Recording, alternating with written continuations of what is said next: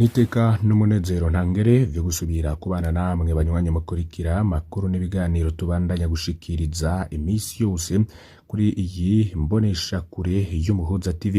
Bamwe bamuherereye hose ndabahaye ikaze. Abadukurikiye bari mu bice bitandukanye bigize igihugu c'u Burundi, bari mu bice bitandukanye ku mugabane wa Afrika, mu gice c'ubuseruko, c'ubumanuko, c'uburengero ndetse n'uburaruko, bari ku migabane ya kure harimwo Amerika, ubwo na Canada naho ndabaramutsa, bari mu bihugu vy'ubumanuko bwa Amerika, bari mu bice bitandukanye ku mugabane wa Buraya ndetse no muri Aziya, tutibagiye Oceania canke Australia. Abo bose ndabahaye kazi. Umwanya rero wa amakuru agezweho nkuko mubandanya kuyakurikira imisi myinshi tuba bateguriye. Ndagusaba rero kugira ngo ntuze gucikwa naya tugiye kubageza ko araza kugaruka kuyari kwavugwa cane mu gisata c'ubutungane, mu gisata c'umutekano n'ibindi vyinshi twabateguriye, aho mu ngingo nkuru tuza gushimikira ko ari izi zikurikira. Turatangurira mu ntara ya Bururi. Umuyobozi w'ibohero n'abakozi babiri bo mu gisata c'ubutungane ubu barafunzwe. Umuyobozi w'ibohero ni Lieutenant Colonel mu gipolisi ni Patrice Nkurikiye, yarongoye ibohero rya Murembwe mu ntara ya Rumonge. N'abakozi babiri mu gisata c'ubutungane barahagaritswe kuwa kabiri bagirizwa ko barekuye abantu 8 bakekwa ko ubwicanyi bwahitanye abantu bashika 10 mu ntara ya Bururi bihana urubibe muri Rusama uyu mwaka. Sentare isubiramwo ya Bururi yari yarekuye vy'agateganyo 8 kuri 16 bagirizwa muri iyo dosiye kuwa mbere, ariko ibintu birakomeye cane mukaza kumviriza coba cinyegeje inyuma yuko gufungwa k'umuyobozi w'ibohero n'abandi bakozi bo mu gisata c'ubutungane aho mu Rumonge ndetse na Bururi. Niyo nkuru tuza gutangurira ko turaza kubagezaho kandi yindi nkuru ivugwa cane mu gisata c'umutekano, aho mu ntara ya Makamba harashwe amasasu mu kubanguranya imbonerakure zariko ziragwana, ariko hadutse ruhagarara hagati y'imbonerakure zibiri ziva mu Kayorogoro n'izituruka ku mugwa mukuru w'intara. Benegihugu rero bakemeza ko vyabateye ubwoba, ariko navyo tukaza kubigaruka ko tumenye ingene vyoba vyaraheze. Ndetse na makuru rero giye atangwa n'abantu batandukanye. Muri urwo ruhagarara umufundi yavyigiye akoreshwa n'umunyamabanga mukuru w'umugambwe CNDD-FDD Reverien Ndikuriyo yitwa Johnson yarakomerekejwe mu mutwe hakoreshejwe icupa, komeretswa n'imbonerakure zari zivuye muri komine Kayogoro ziri mu modokari. Navyo tukaza kubigaruka ko uko n'abapolisi hamwe n'abasirikare baratebutse gutabara. Fyonda kuri subscribe canke sabone niba utari wafyonda ko ibuke no kubisangiza abagenzi bawe kugira badacikwa n'amakuru yose dushikiriza. Reka dutangurire kuri ya amakuru y'umuyobozi w'ibohero n'abakozi babiri mu gisata c'ubutungane boba barafunzwe. Lieutenant Colonel mu gipolisi Patrice Nkurikiye yarongoye ibohero rya Murembwe mu ntara ya Rumonge mubona nuko bushira uburengero bw'u Burundi hamwe n'abakozi babiri mu gisata c'ubutungane muri iryo bohero barahagaritswe kuwa kabiri. Sentare isubiramwo ya Bururi yari yarekuye vy'agateganyo 8 kuri 16 bagirizwa muri dosiye y'ubwicanyi bukomeye bwabaye muri Rusama uyu mwaka. Mugabo icariho c'umushikiriza manza wa parake ikukira sentare isubiramwo ya Bururi yaciye yunguruza umuyobozi n'abo bakozi b'ubuhero rikuru rya Murembwe, bakaba bagirizwa ko baciye babarekura bataravye ko parake yafashe ingingo yo kubagumiza mu munyororo.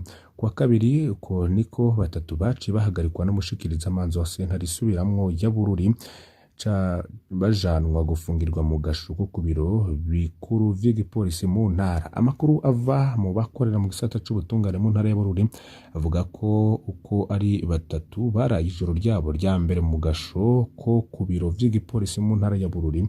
Hagati aho rero abo 8 bose bagirizwa ko bagize ibitero bitwaje ibipanga bigahitana abantu 10 muri Rusama guheze. Barasubiriye no guhagarikwa kuri uyu wa gatatu.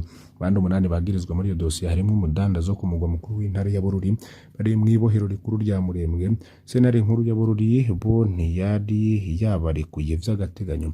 Abacamanza babonye ko bafise ibibagiriza bikwiye bituma baguma mw'ibohero. Mu kwezi kwa Rusama hono mwaka mugwa mukuru w'intara ya Bururi n'imicungararo harahungabanijwe cane n'abantu bitwaje imipanga, baragize n'iterabwoba rero bica bongera barakomeretsa n'abantu mu mihana yabo canke babateze imitego mu majoro. abo rero harimwo umuyobozi mukuru w'ibohero ndetse n'abandi bakozi mu gisata c'ubutungane bakaba bafunzwe bagezwa ko baba bararekuye abantu 8 bakekwa ku bwo bwicanyi bwabaye muri Rusama muri uyu mwaka aho mu ntara ya Bururi. Reka rero tubandanirize mu ntara ya Makamba, harashwe amasasu mu kubanguranya imbonerakure zariko ziragwana. Ni imbonerakure zibiri ziva muri komine Kayogoro n'izituruka ku mugwa mukuru w'intara. Ivyo vyabereye muri quartier Makamba ku mugwa mukuru w'intara ya Makamba mu bumanuko bw'u Burundi kwa kabiri hafi isaha 2 z'ijoro mu bunywero bw'uwitwa Isidore Habyarimana. Muri bo bariko biyemeza ko baciye mu ishamba ko bategerezwa kuvyubahirwa, baciye rero basimbanirako. Ubushinga intahe urongoye imbonerakure ni Celestin Basumba turuka muri komine Kayogoro niwe yaronderwa cane urwo ruhagarara. Mufundi yavyigiye akoreshwa n'umunyamabanga mukuru w'umugambwe CNDD-FDD Reveriyano Ndekore yitwa Johnson yarakomerekejwe mu mutwe hakoreshejwe icupa, komeretswa n'imbonerakure zari zivuye muri komine Kayogoro ziri mu modokari. Amasasu yararashwe n'igipolisi mu ntumbero yo gutandukanya iyo mirwi ibiri, vyarateye ubwoba mu banyagihugu bo ku mugwa mukuru w'intara bibaza ko habaye igitero. Abasirikare n'abapolisi baratebutse gutabara. Imbonerakure zo muri komine Kayogoro zarashoboye no guhunga, izafatwa n'abo basirikare n'abapolisi baciye batangura gukizura. Amasoko mu gipolisi iyo mbonerakure zibiri zatowe ziranahagarikwa kuri uyu wa kabiri mu gitondo ku mugwa mukuru wa komine Kayogoro. Bajanywe ubwo nyene gufungirwa mu gasho ka komisariya y'igipolisi ca Makamba. Abanyagihugu rero bakaba basaba ko hoba amatohoza yimbitse kugira ngo bagiriwe n'icaha bahanwe hakurikijwe amategeko. Inkuru rero yavugaga cane mu gisata c'umutekano. Ndi mukuru w'igihugu Evariste Ndayishimiye yafashe indege yerekeza mu gihugu ca Nigeria ahabereye inama y'abakuru b'ibihugu bigize umuryango w'ibihugu vy'uburengero bwa Afrika CEDEAO ngo bige kubijanye n'ikibazo c'abasirikare batemagaje ubutegetsi mu gihugu ca Nigeria n'ibihano bofatirwa muri ico gihugu. Evariste Ndayishimiye nyuma y'urwo rugendo yagiriye mu bihugu vy'Ubushinwa n'Uburusiya akaba yaraneguye iryo tembagazwa ry'ubutegetsi muri Afrika, amenyesheje ko iyo ngendo yo mu myaka ya za 80 itakigezweho kuko izingamika iterambere ry'ibihugu. Muri iyo nama Evariste Ndayishimiye yagize ijambo rinini na cane kari warongoye akanama kajejwe amahoro n'umutekano mu ishiramwe ry'ubumwe bwa African Union muri kino kiringo c'ukwezi ku-8. Urugendo rero yoba yaragiyemo kugira agire ico afasha mu kugarukana amahoro muri ivyo bihugu vy'uburengero. Hari umwigeme ngo yitangiye ntahe avuga ko agiye kubaka urwo afise ibikorwa vy'iterambere asanzwe arangura ngo ndetse bikazofasha gusahiriza mu rugo bikanatuma hatazera rwose ku umugabo twiwe. Bivugwa na Cynthia Irishura n'umwigeme w'imyaka 22 yo mu gisagara ca Kayanza yishemwe gukora umwuga w'ubuvumbi bwo nukorora inzuki kuko ngo ari umwuga udahurumbirwa na benshi cane abigeme. Mwigeme akavuga ko aheze umwaka atangiye gukora umwuga akoresheje imizinga kama, naho ngo yatanguje imizinga 4 akaba ageze ku mizinga 14 kuko ngo iyo hakuye ubuki akabushora ca yongereza imizinga. Cynthia Irishura akamenyesha ko icifuzo ciwe ari ukuzotangura gukoresha imizinga y'ikizungu kandi ngo agakorera umwuga we mu ntara zose zigize igihugu c'u Burundi.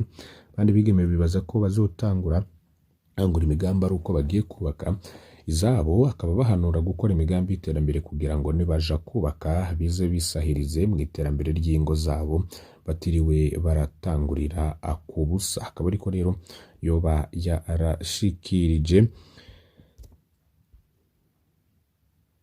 Mu ntara ya Kayanza ibitabo birenga 2,000 nivyo bimaze kumenyekana ko vyibwe kuva mu buruhuko bw'impera z'umwaka w'ishure wa 2021 ushira 2022 mu mashure shingiro yo mu makomine ya Rango na Kayanza. Ujejwe indero mw'Iranga akamenyesha ko ishure rimaze kwibwa ko ibitabo vyinshi ari ishure shingiro rya Gasenyi ya kabiri. Hibwe ibitabo 1069 vyibwe ngo bigizwe hanini n'ivy'abanyeshuri, ivy'abigisha n'ivyigwa bitandukanye imyaka y'indwi n'iy'umunani. Ernest Bacimanza avuga kandi ko ishure rya Kare hibwe ibitabo 508 kubwiwe ibitigiri vy'ivyibwe ku yandi mashure nka Rubirizi, Gikuyo na Nyabitwe ntibiramenyekana, agasigura ko vyibwa mw'ijoro n'abantu bataramenyekana maze ko baca baja kubigurisha ahandi, bongera ko baca mu ryahumye abazamu kuko ngo benshi ari abageza mu zabukuru bagahembwa ibihumbi 15.